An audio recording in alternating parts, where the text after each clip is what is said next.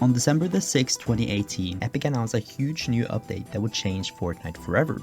A huge new sandbox system where players were finally going to be able to let their imagination go wild. Its name was none other than Creative. With the introduction of Creative, players would finally be able to create world structures and their own game modes. But as time went on, players and the developers often came across limitations to this so-called creative game mode. You can only build up to a limited amount of builds, you can only use assets already in-game, and you can't terraform the islands as you want it to be. There was limitation upon limitations, and because of this, Epic knew that they had to do something about this issue and started working on an improved version straight away. And for the moment, this is what we all know as Creative 2.0. This later leads to Epic making a decision in 2020 to relocate members of the teams working on different projects, shutting down the development team for Save the World in the process. It's uncertain where these workers went, but it's arguable that some might have been sent over to work with the Battle Royale team, while others might have been sent to work on the upcoming projects that is going to define Fortnite's future. And there is no doubt that Epic is working on more projects than just Battle Royale and Creative 2.0, as game developers have been confirming long-term projects that will not be seen until a very long time. But anyways, 2 years pass and we are now in the year of 2022. If we are going to see Creative 2.0 this year is still debatable, but according to the CEO Tim Sweeney himself, we are most likely to see it released the summer of this year.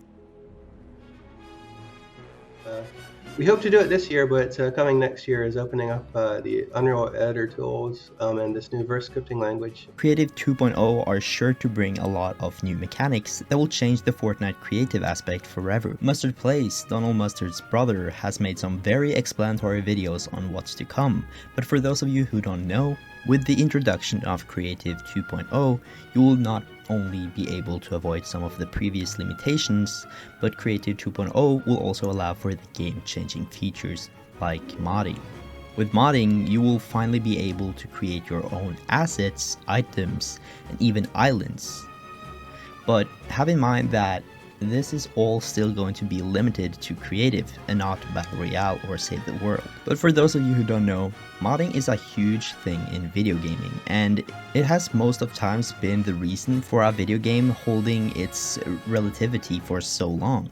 Games like The Elder Scrolls, GTA, Minecraft are all games that has this feature, and it's shown time and time again that modding can really change things around.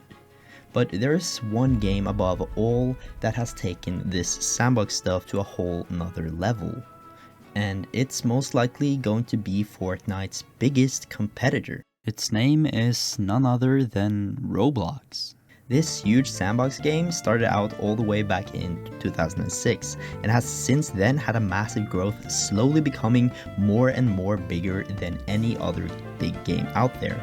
All of this is towards one point which more people have started to realize as time has gone on, but I will come back to that later in the end of the video. As of our Creative 2.0, Epic have decided to create a new coding language that is set to release with the new Creative. It's a surreal feeling that with this new update, no longer are you going to see game modes that look cheaply built, even though they have had a lot of work put behind them. But you are going to see game modes much more different than what you're used to. Game modes like role-playing, party games, and social simulation games are now all possibilities, and at some point, people are going to create stuff that isn't even related to Fortnite. But what's the point of doing all of this? Why is Epic going through all this work? If you remember how I talked about how the development team got split up to work on multiple projects, there is one project they are all connected to, and it's their most ambitious project as of yet. You know, as I was saying earlier, right, like this idea that we need to lean into what a persistent virtual place can be. And the more that we're trying to experiment with stuff and try different things, we're finding more and more that our goal is to try to create a metaverse. The Metaverse has had a lot of controversy throughout the years, but it seems like people are investing huge amount of money to get it built.